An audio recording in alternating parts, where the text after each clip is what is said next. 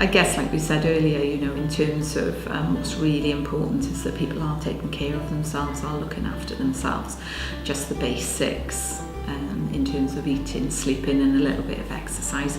Maybe not overdoing it as well, because it is that festive time of year with things like alcohol.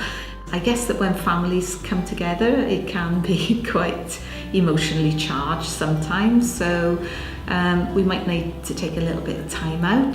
That might be the time to go for that little walk, or even, you know, take yourself off into another room. And sometimes people find things like mindfulness exercises really helpful, or some just general relaxation, or some breathing techniques. They can be really simple things, like just focusing on the breath, you know, just sitting quietly in a chair, closing your eyes maybe, or, you know, if you've got a bed available, lying on the bed, or listening to some music. Lots of things really. It's worth thinking about, you know, what is it that works for you.